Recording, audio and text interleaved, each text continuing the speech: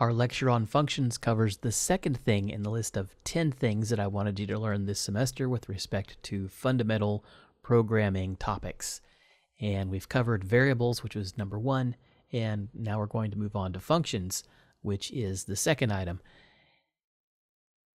And you notice on the screen that it says functions and methods. This is one of the things that's a little bit tricky about learning this stuff. So we've started off sort of trying to be as generic as we can with respect to learning different programming languages, not trying to lock ourselves into any one with our basic topics. However, this is a course in C#, which is an object-oriented programming language. It's not a procedural language.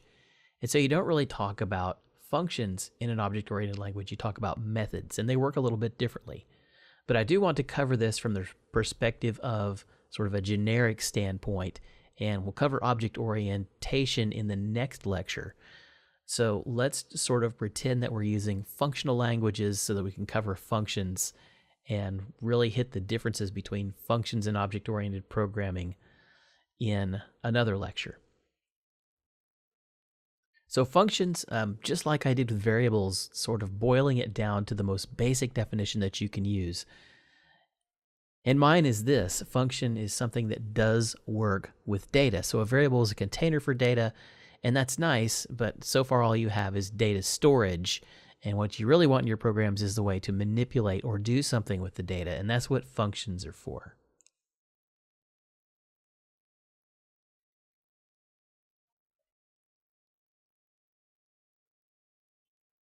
So this is the second lecture in our list of 10 things that we want to learn this semester with respect to basic programming topics. Our first one covered variables, and now we're on to the second item, which is functions.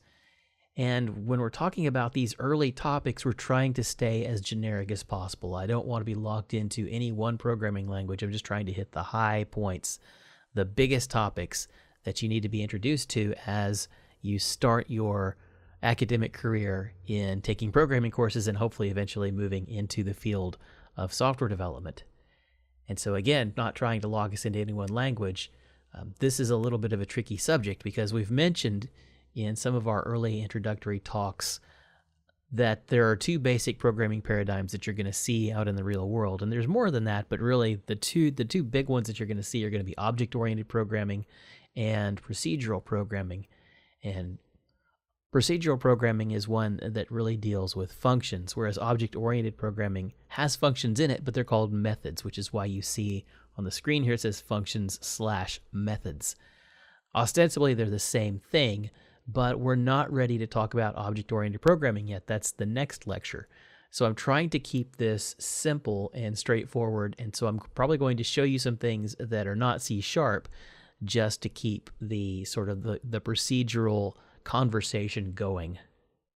So with that in mind, let's start with a simple definition. Now, when we did variables, I told you my simple definition was that they were containers for data, and that was a good starting point. I offer you a similar starting point here with functions when I tell you that functions are items that are pieces of code that do work on data.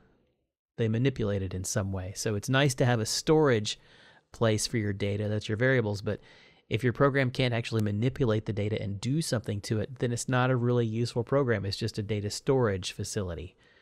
So these two things really go hand in hand. You can't have a program without variables to store your data and functions to actually do something with it.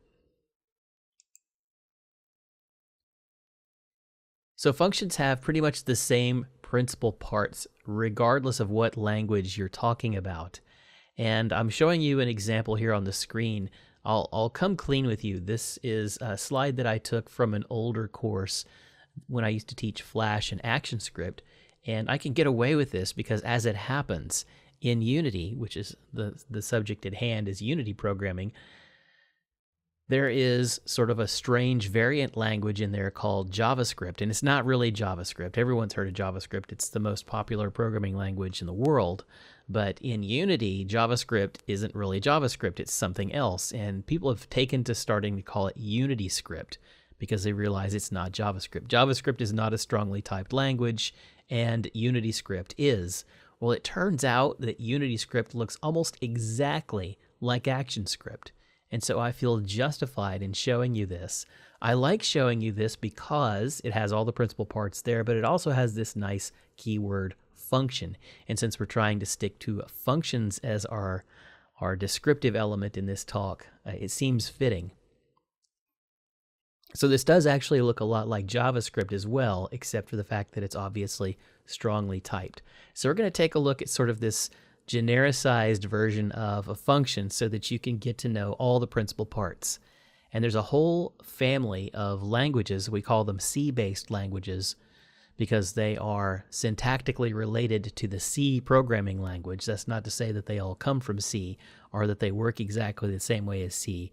What we're saying when we say a C-based language is that the syntax looks like C. It looks like a C-based program. And so you'll hear C languages, C-based languages, and that's what we're talking about. And this is an example of a C-based language, and this is one of the things that sort of defines that, is the way that functions look. So in this particular case, let's take it apart and look at all the principal components that go into defining a function, because they're the same no matter what language you're in. So every function has a unique name within its scope, and we'll talk about what scope means in a few minutes. But the first starting point, as with variables, is to talk about naming it. After your name, you have a pair of parentheses. So that's usually your dead giveaway when you're talking about a function or a method in object-oriented programming, is when you see parentheses. If there's parentheses there, then you're definitely dealing with a function. And sometimes between the parentheses, we have these pieces of data that are being passed in, and these are called arguments. And it's possible to have one argument or more arguments, or even 0 arguments. If there are more than one arguments, then the arguments are always separated by commas. Pretty much every function has a return value. So if you're processing data, then the return value would be the result of that processing.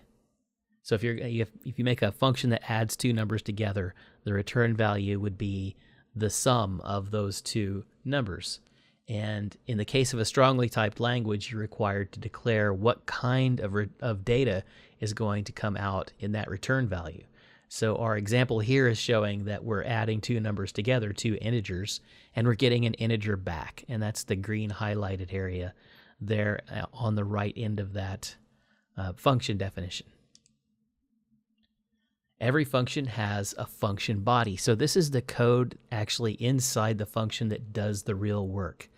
And in most C-based languages, this is demarcated by a set of curly braces, as you can see here in yellow.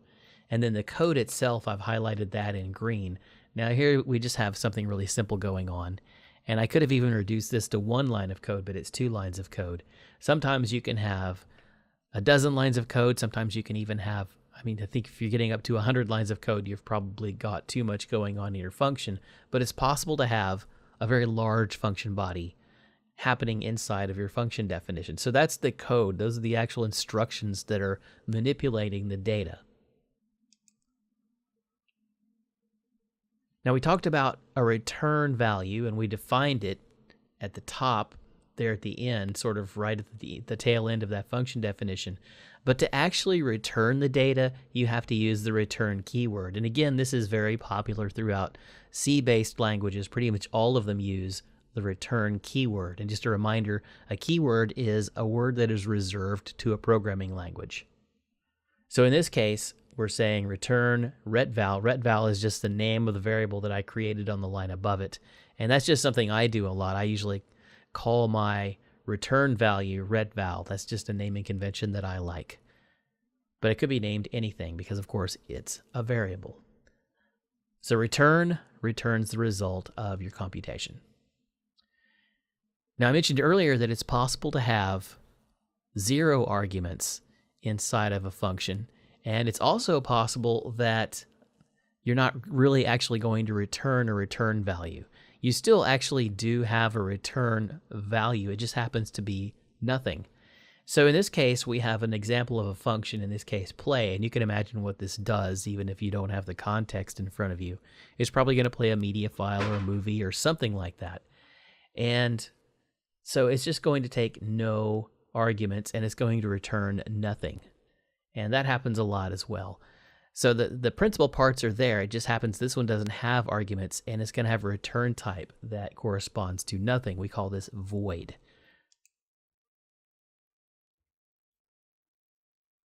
So as I just said, I didn't realize I had a separate slide for this. Not all of the functions are going to return a specific value. Sometimes they don't return anything, and that's when you get back a void value. That's a special word that means nothing. It has a counterpart in the variable world.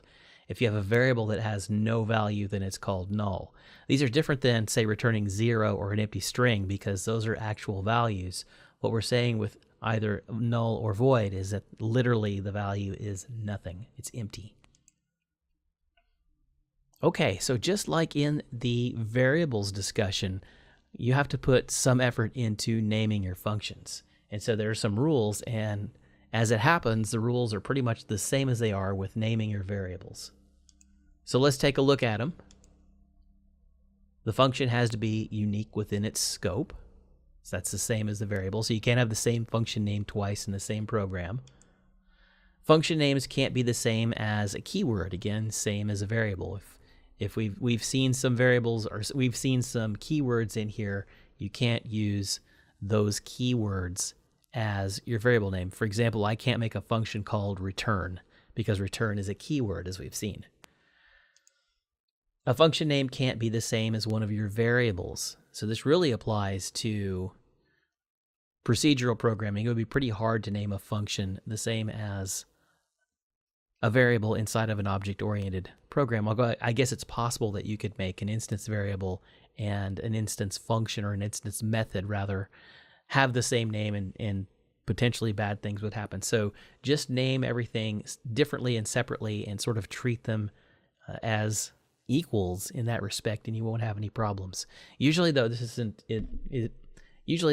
too much of a problem, because you're usually describing some action when you're creating your functions, because functions do things, and your variables, you're usually describing something completely different.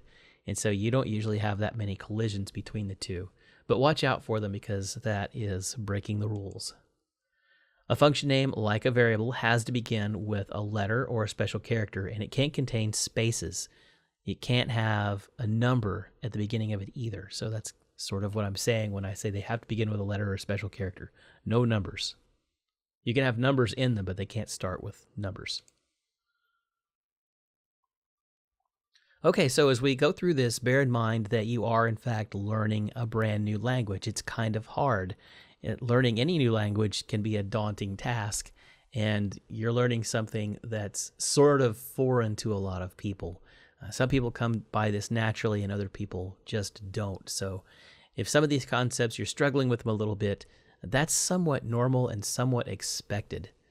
So hang in there, and we'll get you up to speed in no time, I think. That's my pep talk before we move on to the next slide, which is a nice segue about you learning a new language. Languages, just like any human language, computer languages have rules, and these rules are called a syntax. So they have these, like, for example, if you're looking at this sentence right now, there's a period at the end of the sentence. Well, in C# we have semicolons at the end of the sentence instead of periods. And in English, we very often start a sentence with a subject, and then we have a verb, and then we have modifiers and adjectives and things like that. There's a certain expected order of things, and you're going to find similar rules in C# or whatever language it is that you're trying to learn. Another thing that's that we have in common with human languages is a vocabulary. And I've already alluded to this in programming languages. We call these reserved words, these vocabulary words, if you will, keywords. And in C#, there's a very limited number of them. There's probably, I don't know the exact number, but it's probably between 30 and 40. It's not a large number of words that you have reserved to the language itself. So that makes it a little bit easier to learn versus human languages, where you have to learn hundreds or even thousands of words before you can become fluent. It's a smaller set. But computer programming forces you to think in a way that is different than normal human languages. You have to organize things a little bit differently, and the rules are a lot more rigid. So as I mentioned, semicolons are marking the end of the lines in C#. This isn't in every language, but it is in most of the C-based languages have semicolons that mark the end of the line. And there are exceptions to that rule, so we'll talk about these as we get into it a little bit later. All right, there are a few special functions. I can't pause. I'm sorry. Okay, good. There are a few special functions that behave differently when we're talking about functions, and sort of there's special topics that we have to cover. And let's go through those now. So these are a bit more exotic, but they make for good interview questions, so I want to make sure that you cover these. All right, so we have these things called lambda languages. These are becoming very popular, and so this is probably something that you should bone up on at some point in your programming career. I doubt we'll get to this in our introductory course. We may not. It just kind of depends on what comes up in terms of our programming challenges. But it's certainly worth mentioning because it's a very popular topic. There are a number of languages that use lambda functions, and I'll tell you what they are in just a minute, but I wanted to give you a little bit of a historical background. The term lambda comes from something called lambda calculus, which was developed by a famous computer scientist named Alonzo Church. It sounds scary. Oh my gosh, I have to learn calculus. No, it's not. That's not what it is. Don't worry, you don't have to learn calculus. That's just what it's called. And one of the things that you'll hear people say is with lambda languages, functions are treated as first-class citizens, and that's pretty cool. Basically, in a nutshell, this means you can pass functions around into other functions as arguments. You can even return functions as a return value. And so you can pass functions around and do all kinds of crazy manipulations with them, and allows you to do a lot of really, really powerful processes with a relatively small number of lines of code. So looking at it a little bit deeper, as I mentioned, you can pass functions as arguments, you can receive functions from functions as its return type, you can use anonymous functions, which is a test question, by the way, and those are functions that don't have a name. It would seem like that would break the rules, but it doesn't. You can actually set a function as a property value in a lambda language, and it's a very interesting way of coding. I think you'll see it most widely used in JavaScript programming. That's sort of the norm in JavaScript, and it's really taken off there more than it has anywhere else. In C# we have a notion of this. We call them delegates, and we do have some lambda notation in there, but you're really going to see more with delegates. And then we have our own special processing language called LINQ, which stands for Language Integrated Query. And that's pretty much used to work with collections, which is, I think, the fourth or the fifth thing that you have to learn this semester. So we'll save that for a little bit later. But I wanted you to be aware of these lambda languages and these features that are in the language. Even though we probably won't have time to cover them all, I wanted to make sure that you've at least heard of them. So as you move on into your more advanced programming courses, you can begin to investigate what you can do with these language features. They're not all that common yet, but I suspect they'll become more common as they become more popular in JavaScript and C#. I think you'll see other languages adopting them. You certainly have them in Python. I think you have them now in Java. In the latest version of Java, I think is Java 1.8 has them now. And so I think you're going to start seeing them become standard features in most programming languages.